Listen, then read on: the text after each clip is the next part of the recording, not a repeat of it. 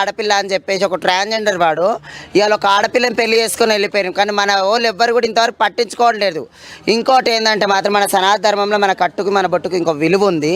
ఈ రోజున ఒక ఆడపిల్లని పెళ్లి చేసుకొని ఒక గురువు అంటే తల్లితో సమానం. ఇవాళ తల్లి పిల్లని పెళ్లి చేసుకుంటుందా? ఒక శిష్యుడు అంటే కన్నా కొడుకుతో సమానం.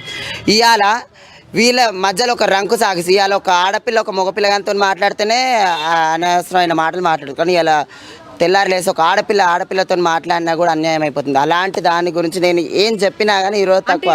ఒకవైపు ఎల్జిబిటీ కమ్యూనిటీ ఉంది, ఇక్కడ కాకుండా ఇతర దేశాలలో కూడా ఎల్జిబిటీ కమ్యూనిటీలో సేమ్ సెక్స్ మ్యారేజెస్ అనేవి జరుగుతున్నాయి. అంటే మీరు సేమ్ సెక్స్ మ్యారేజ్ని తప్పుపడుతున్నారా, లేకపోతే సనాతన ధర్మం గురించి మాట్లాడుతుంటూ మరోవైపు గురువుకి శిష్యువుకు ఉన్న బంధం అని దాన్ని వ్యతిరేకిస్తున్నారా? దేని వ్యతిరేకిస్తున్నారు మీరు? అమ్మ, సనాతన ధర్మంలో గురించి నేను వ్యతిరేకిస్తున్నాను. ఇంకోటి ఏంటంటే మాత్రం మన గురు శిష్యురాలు అంటే అదొకటి ఉంటుంది.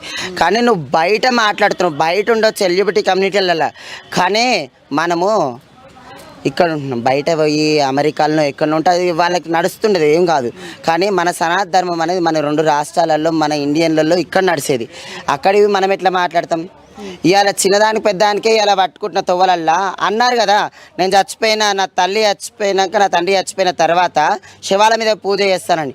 ఈయన మ్యారేజ్ చేసుకోక రోజు ముందు 2 రోజుల ముందే ఒక అబ్బాయి ఒక అమ్మాయిని చంపేసి మీద కూర్చొని డ్యాన్స్ చేసిన వీడియోలు వైరల్ అయినాయి. ఇలాంటి మన సనాతన ధర్మం మనకు నేర్పిస్తున్న విలువ ఆడు చెప్పినందుకే అలా ఒకటి చేసిండు.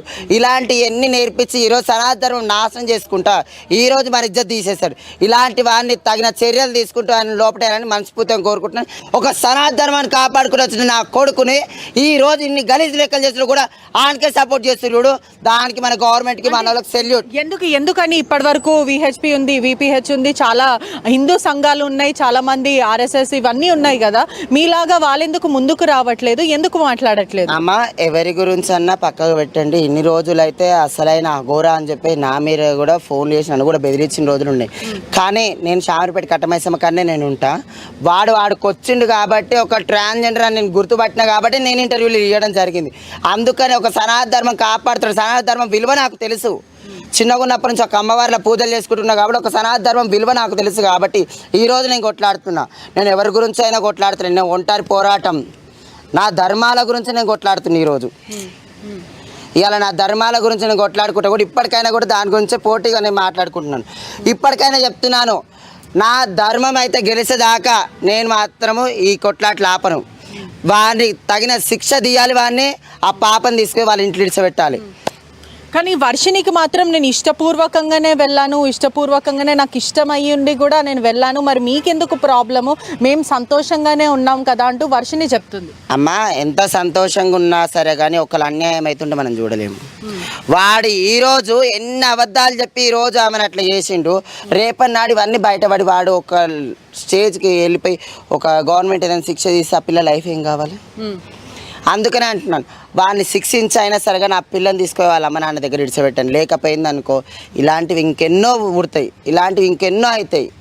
ఇప్పటికే మన ఇట్లా బస్టు పడిపోయి ఉంది, ఇంకా గలీజ్గా అయిపోతుంది. ఇక మరోవైపు కూడా రాధా కూడా కంప్లైంట్ ఇవ్వడం జరిగింది. మహిళా కమిషన్లో కూడా తను ఆ మహిళ కంప్లైంట్ ఇవ్వడం అయితే జరిగింది.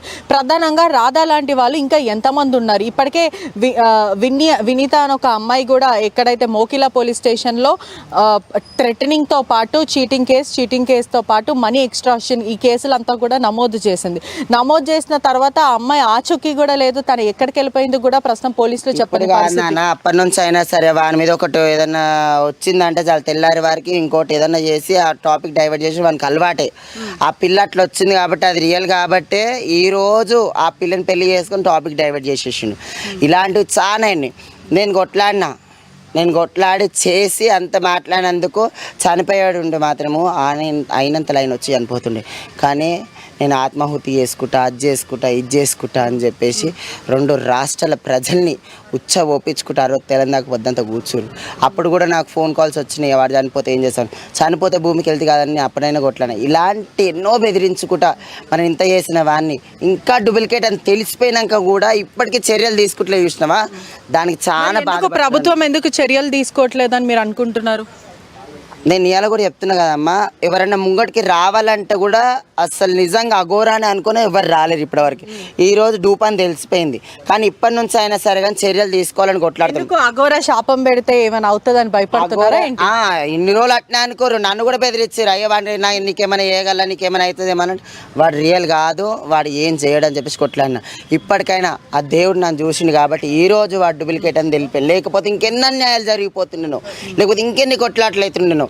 నేను అప్పుడు స్టార్టింగ్ ఇంటర్వ్యూ చేయకపోతే మాత్రం ఇలాంటివి ఇంకెన్ని చూడాల్సి వస్తుంటున్నాను మనం. ఇంకా అఘోరి పక్కన ఇంకా చాలా మంది పెద్ద పెద్ద వాళ్ళు ఉన్నారు, మినిస్టర్లు, ఎమ్మెల్యేలను కూడా చాలా పుకార్లు వస్తున్నాయి.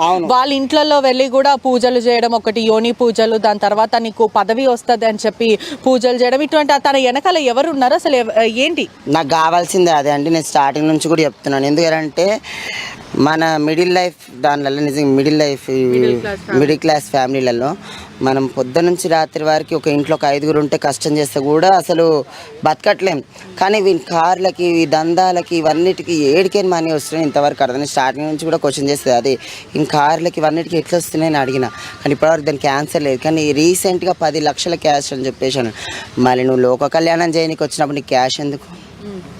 నువ్వు లోక కళ్యాణం చేస్తానికి వచ్చినప్పుడు నీకు ఆధార్ ఎందుకు? సరే నువ్వు అంతా చేస్తున్నావు, నీకు ఇవన్నీ ఎందుకు? అసలు లోక కళ్యాణం చేసుకుంటానికి నీకు ఆడపిల్ల పెళ్ళి ఎందుకు నీకు ఇవాళ?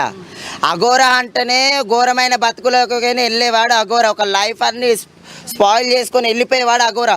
మరి నువ్వు లైఫ్లో ఇంత ఎంజాయ్ చేస్తున్నావు, నేను ఎట్లా అఘోరా అనాలిరా నాయన? శ్రీనివాస్, నా కొడక నువ్వు నా చేతికైతే దొరికినా ఇప్పటి వరకు చెప్తున్నా. నువ్వేనాడైతే నాకు దొరుకుతావు ఆ రోజు మాత్రం నిన్న చంపుతా, నేను చస్తా. లాస్ట్ నా పానం పోయినా సరే ఇప్పటి నుంచి బరాబర్ ఇప్పుడు ట్రాన్స్జెండర్ కమిటీ మొత్తం ఒకటవుతుంది, ఒక జోగిని వ్యవస్థ కమిటీ ఒకటవుతుంది, శివశక్తులు కూడా ఒకటవుతారు, అఘోరాలు కూడా నాకు తెలిసిన వాళ్ళు ఉన్నారు, వాళ్ళని కూడా మాట్లాడి ప్రతి ఒక్కరు ఒకటై నా కొడక ఎన్నైతే సంఘాలు ఉన్నాయి అన్ని సంఘాలను ఒకటి చేసి నేను పట్టిస్తాను నా కొడక. ఇన్ని రోజులు ఆడుకున్న ఆట ఈ రోజు నేను చూస్తాను చూడు. ఇప్పటి నుంచి ఒక్కొక్కరిని తడాక ఏదుందో నీ వెనకాల ఎవరెవరు అవుతారో అందరు గుంచుతా ఇప్పటి నుంచి. ఫైనల్గా ఏం చెప్తారు అంటే, ఇప్పటికే మీరు కంప్లైంట్ ఇచ్చారు, పోలీసులు చర్యలు తీసుకుంటాము, పూర్తిగా దీని ఎఫ్ఐఆర్ కూడా చేస్తాము, ఎవిడెన్స్ అంతా తీసుకొని అని అంటున్నారు. అయినప్పటికీ కూడా అఘోరా మీరు కౌంటర్ ఇస్తున్నారు, ఆ తర్వాత మళ్ళీ అఘోరా వచ్చి కౌంటర్ ఇస్తుందంటే ఏమాత్రం అఘోరాకి భయం లేదు. ఎందుకంటే లైవ్ పెట్టారు, లైవ్ లో నేను మాట్లాడుతున్నాను జీ దాంట్లో.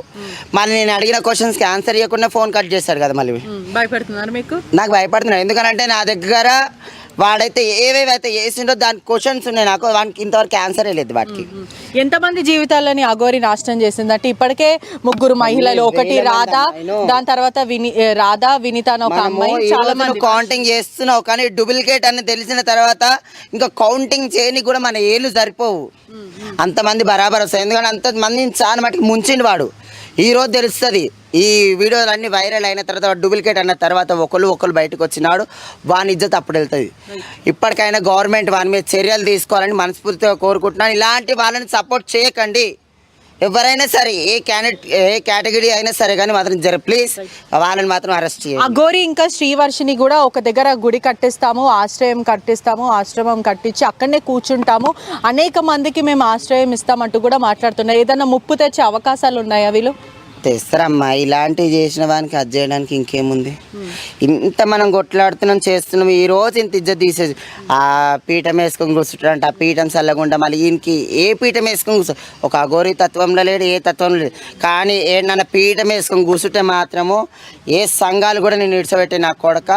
ఏ రోజైతే నువ్వు పీఠం వేసుకొని కూర్చుంటావో ఒక శివశక్తి జోగిని వ్యవస్థ వాళ్ళు ప్రతి ఒక్కరిని మీద అటాక్ అవుతారు. ఆ రోజు నీ పీఠాధిపతి ఎవరున్నారని పీఠాధిపతిని కూడా పట్టుకొని కుక్కను కొట్టి మేము మాట్లాడతాం. అంటే అఘోరి మీద ఏదైనా వ్యక్తిగత కక్ష ఏమైనా ఉందా, లేకపోతే ప్యూర్లీ మీరు మీ జోగినులని ఇటువంటి సనాతన ధర్మం తప్పుగా చేస్తున్నారు అనే ఉద్దేశంతో మీరు బయటకు వచ్చారా? అమ్మా ఒక మాటకేనండి, మేము ఎంత మంచి రెడీ అయినా కానీ, మేము ఎన్ని సిజేరింగ్స్ చేయించుకున్నా కానీ, ఏది చేసుకున్నా కానీ, ఒక ఆడపిల్లల మేము కిందనే, ఆడపిల్లల కాళ్ళ కిందనే మేము ఎప్పటికైనా. మేము ఎంత మంచిగా చచ్చిపోయినప్పుడు కూడా ఒక ట్రాన్స్జెండర్ కానీ ఒక ఆడపిల్ల అన్నారు. మా బతుకులు ఆడపిల్లలాగా ఉన్నాయని చెప్పేసి ఒక ఆడపిల్లకి అన్యాయం అవుతుంటే మేమైతే చూసుకోలేము. ఒక ఆడదాని ఇజ్జత్ కాపాడే మా బోనాలల్లో మేము ఎత్తుకునేది అమ్మవారిని బోధిస్తాం. మేము అమ్మవారు అంటే మాకు ఒక ఆడపిల్ల. నేను కూడా ప్రతి ఒక్కరు చెప్తున్నాను అమ్మ, ఆడపిల్లలని